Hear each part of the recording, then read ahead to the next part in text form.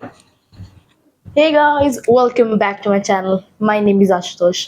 आज के लेसन में हम लोग chapter 2 class 10th NCERT polynomials पढ़ने वाले हैं.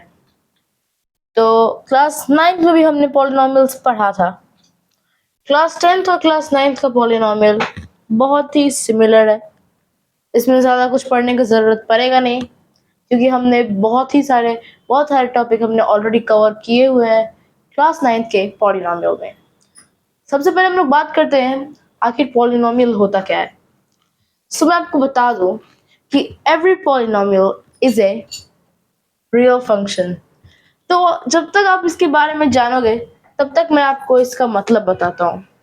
जो रियल फंक्शन होता है वो इनपुट वैल्यू और आउटपुट वैल्यू दोनों ही एक रियल नंबर देता है.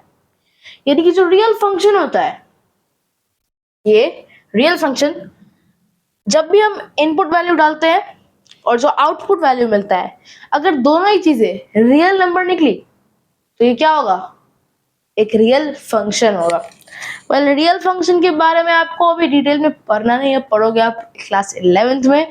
मैं अभी उसमें जाने वाला नहीं हूँ, बस मैं थोड़ा सा आपको बता दे रहा हूँ कि आखिर रियल फंक्शन होता क्या है. उसके बाद हम जानेंगे कि जनरल फॉर्म ऑफ पॉलिनोमियल होता क्या है भाई. आपने बहुत जगह देखा होगा कि अगर हम किसी क्वाड्रेटिक पॉलिनोमियल या फिर कोई नॉर्मल सी पॉलिनोमियल के बारे में हम लोग मानते हैं तो उसे हम वेरिएबल चूज करते हैं A B C D alphabets. अगर किसी भी पॉलिनोमियल का डिग्री 26 से ज्यादा हुआ तो क्या करेंगे? क्योंकि हमारे इंग्लिश अल्फाबेट में सिर्फ और सिर्फ 26 लेटर्स हैं. उस केस के लिए मैंने ए को ही अलग अलग वेरिएबल्स में डिस्ट्रीब्यूट कर दिया है बाय गिविंग सबस्क्रिप्ट्स. ठीक है, तो एक जनरल फॉर्म ऑफ पॉलिनोमियल होता है ये p of x is equal to a naught plus a subscript 1 x to the power 1 plus a subscript 2 x to the power 2 a subscript 3 x to the power 3 plus में dot dot dot dot कहाँ तक a subscript n minus 1 x to the power n minus 1 और a subscript 9 x to the power 9. ये हो गया इसका general form, एक polynomial का जनरल फॉर्म. अब हम यहाँ पर बहुत सारी चीजें जानेंगे इस जनरल फॉर्म से, जैसे कि पहला, आखिर ये इनपुट वैल्यू और आउटपुट वैल्यू क्या होता है. तो जो इनपुट वैल्यू होता है वो काफी सिंपल है. जब भी आप x, यहाँ पर जैसे मैंने p ऑफ x लिया है, तो जो वेरिएबल x है इसका आप जो भी वैल्यू डालोगे वो क्या हो जाएगा. फॉर एग्जांपल मान लो मैंने p ऑफ x जो है मैं ले रहा हूँ p ऑफ 2. ठीक है, मैंने x को 2 ले लिया. ठीक है, तो यहाँ जो 2 हो जाएगा वो क्या हो जाएगा, यहाँ पे वो उसका इनपुट वैल्यू हो जाएगा. ठीक है, 2 जो इसका है वो इनपुट वैल्यू हो जाएगा. अब जो आउटपुट वैल्यू है वो क्या होता है? ये वो वैल्यू है जो कि हमें मिलता है जब हम x का वैल्यू कोई भी कांस्टेंट पुट करते हैं. जैसे मैंने यहाँ पे 2 रखा तो इसका इनपुट वैल्यू हो गया 2 यानी कि x, और इसका आउटपुट वैल्यू हो गया p ऑफ 2. ठीक है, तो जनरली इनपुट वैल्यू को हम x से डिनोट करते हैं और आउटपुट वैल्यू को p ऑफ x. ठीक है, इसके बाद हमें पता है कि a0, a1, a2, a3 dot dot dot an-1 और an, ये सभी क्या होंगे? These all belong to the category of real numbers. यानी कि ये जितने भी है a0 प्लस a1 प्लस नहीं, मैं आपको बता दूंगा, ये कॉमा मैं दे रहा हूँ. ठीक है, a0 a subscript 2 a subscript 3 dot dot dot a subscript n, ये सभी क्या है? रियल नंबर की है अंदर आते हैं, यानी कि जो भी ए है, ए नॉट हो गया, ए सबस्क्रिप्ट 1 हो गया, ए सबस्क्रिप्ट 2 हो गया, ये सारे के सारे इमेजिनरी नंबर्स नहीं हो सकते। They must fall under the category of real numbers. ठीक है, उसके अलावा अगर हम बात करें वेरिएबल्स की, जो कि है x to the power 1, x to the power 2, x to the power 3 till x to the power n, her case में जो उसका पावर होता है, यानी कि x का जो एक्सपोनेंट होता है, that must be a non-negative integer, यानी कि x to the power, let us say x to the power -3। अगर हम लोग एक पॉलिनॉमियल का एग्जांपल लें, मान लीजिए मैं लेता हूं, इसे मैं इरेज कर देता हूं, ठीक है। मान लीजिए मैं ले रहा हूं p of x is equal to 2x² plus 3x³ plus 7x to the power -2। Well ये जो है वो पॉलिनॉमियल नहीं है, यानी कि जो p of x है ये एक पॉलिनॉमियल फंक्शन नहीं है। तो आखिर ये है क्या? तो एक सिंपल सा एक अलजेब्रिक इक्वेशन बना हुआ है या एक्सप्रेशन। ठीक है, ये क्यों नहीं एक पॉलिनॉमियल है? क्योंकि जो पॉलिनॉमियल होता है उसका डेफिनेशन ये होता है कि जो x का जो पावर होता है, यानी कि एक्सपोनेंट होता है x का, वो कभी भी नॉन नेगेटिव नहीं हो सकता। That must be A positive integer. ठीक है, ये बात मुझे लगता है सबको क्लियर हो गई होगी अभी तक में। अगर क्लियर हो गई है तो लाइक करिए, चैनल पे नए हैं तो सब्सक्राइब जरूर कर दीजिए। कोई भी डाउट है तो कमेंट कर सकते हो आप लोग, फील फ्री टू कमेंट।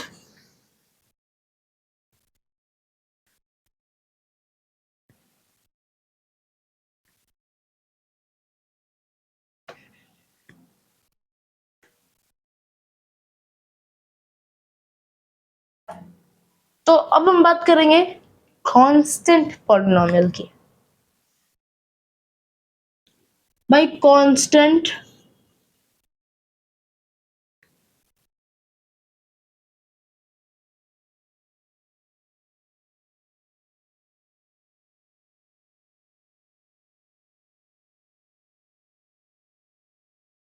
आखिर एक कांस्टेंट पॉलिनोमियल क्या होता है? वेल कोई ऐसा पॉलिनोमियल जिसका डिग्री हमेशा क्या हो? जीरो हो, जीरो। यानी कि for example let's take p of x is equal to 2। ये आपको दिख रहा है कांस्टेंट है ना? यहाँ पे आप देख सकते हो कि यहाँ पे कोई भी वेरिएबल नहीं है, लेकिन क्या हम इसे ऐसा लिख सकते हैं 2 into x to the power 0, क्योंकि x टू द पावर 0 क्या होगा? 1 होगा। ये हमने बहुत ही पहले पढ़ा है एक्सपोनेंट्स के रूल और प्रॉपर्टीज में, है ना? तो ऐसा पॉलिनोमियल जिसका वेरिएबल का डिग्री ऑलवेज क्या हो? हमेशा 0 हो। ठीक है, उसके अलावा नंबर ऑफ जीरोस, इसके जो नंबर ऑफ जीरोस है वो हमेशा क्या होंगे? 0। ये याद कर लीजिए, किसी भी कांस्टेंट पॉलिनोमियल का जो नंबर ऑफ जीरोस होता है वो क्या होता है? 0 होता है। ये बात रही कांस्टेंट पॉलिनोमियल की। एक और बात कि जो कांस्टेंट पॉलिनोमियल होता है इसे हम ax टू द पावर 0 से डिनोट कर सकते हैं, यानी कि p of x is equals to ax to the power 0 implies that p of x is equal to a। या फिर बहुत सारे बुक्स में यहाँ पे c भी दिया रहता है, तो a या c आप कुछ भी ले सकते हैं। एट द एंड वो एक वेरिएबल ही तो होता है कि नहीं? ये रही बात कांस्टेंट पॉलिनोमियल की। अब हम किसके बारे में बात करने वाले हैं? हम बात करेंगे जीरो पॉलिनोमियल की।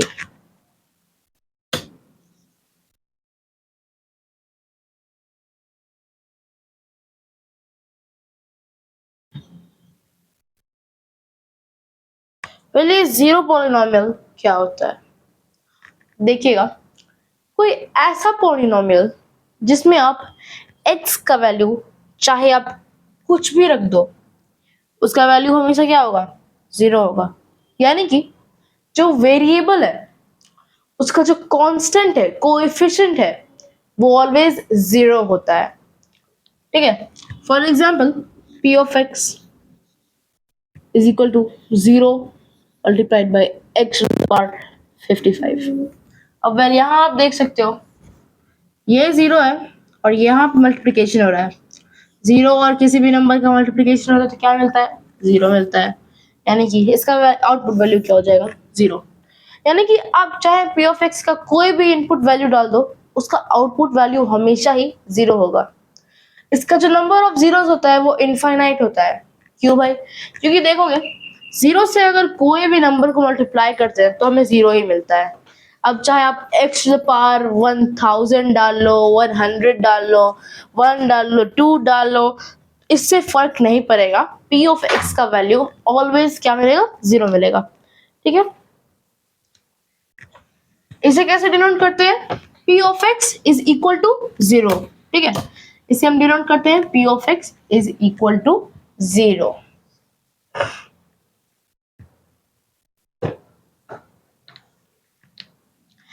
अब थोड़ा बात करते हैं क्वाड्रेटिक पॉलिनोमियल की। इस चैप्टर में हमें बेसिकली इसी के बारे में सबसे ज्यादा बात करना है। क्वाड्रेटिक पॉलिनोमियल, पॉलिनोमियल्स के चैप्टर में इसका बहुत बड़ा इंपॉर्टेंस है। इसका जो जनरल फॉर्म होता है मैं आपको बता देता हूँ। p of x is equal to ax square plus bx plus में c। नंबर ऑफ जीरोस क्या था? टू।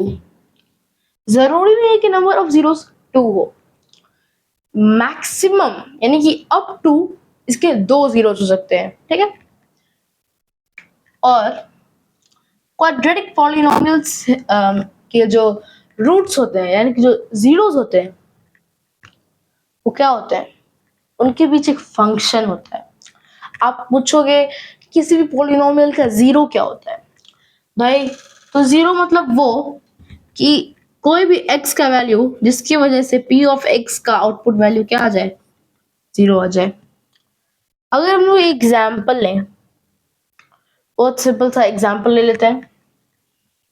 एक्स स्क्वायर प्लस में x इज इक्वल टू, मान लीजिए p ऑफ x है ये हो। ठीक है। अगर यहाँ पे x का वैल्यू जीरो लेते हैं तो हमें p ऑफ जीरो क्या मिलता है? जीरो मिलता है। यानी कि इस पॉलिनोमियल का जीरो क्या होगा? जीरो होगा। ठीक है। वेल अब हम बात करने वाले हैं इसके जीरो और कोएफिशिएंट के बीच में जो रिलेशन है उसके बारे में हम लोग पढ़ने वाले हैं। हाँ, पहला रिलेशन देखते हैं जो सम ऑफ जीरोस के ऊपर है। p ऑफ x ले लेते हैं यहाँ से।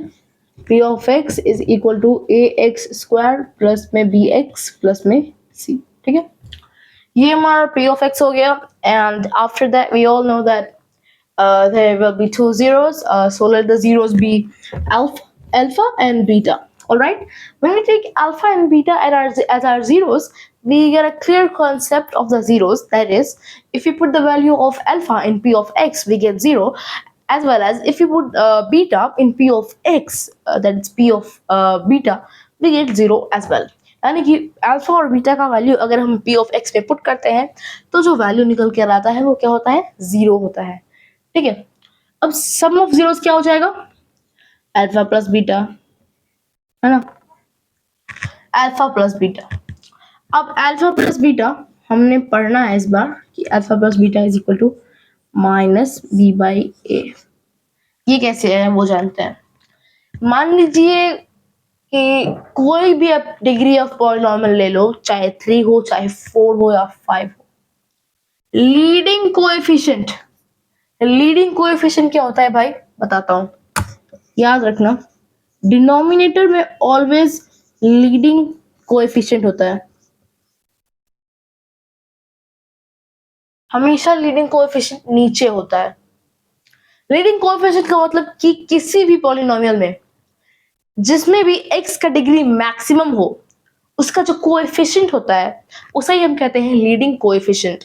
ठीक है, तो जो लीडिंग कोएफिशिएंट है वो हर बार नीचे ही रहेगा, चाहे हम उसमें सम कर रहे हो या मल्टीप्लिकेशन कर रहे हो या फिर आगे बात करने वाले हैं उन सब चीजों के बारे में। तो हर केस में क्या होगा, जो लीडिंग कोएफिशिएंट होगा वो डिनोमिनेटर में होगा। ठीक है, तो यहाँ पे सम ऑफ जीरोस में लीडिंग कोएफिशिएंट नीचे आ गया और ये पूरा ही नेगेटिव होता है। ठीक है, माइनस में रहेगा। और जो बी है वो क्या है, कोएफिशिएंट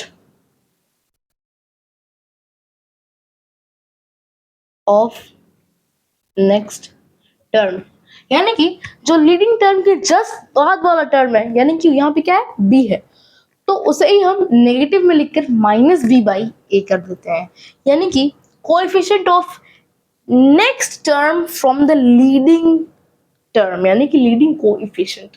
ठीक है, अब हम बात करते हैं प्रोडक्ट की।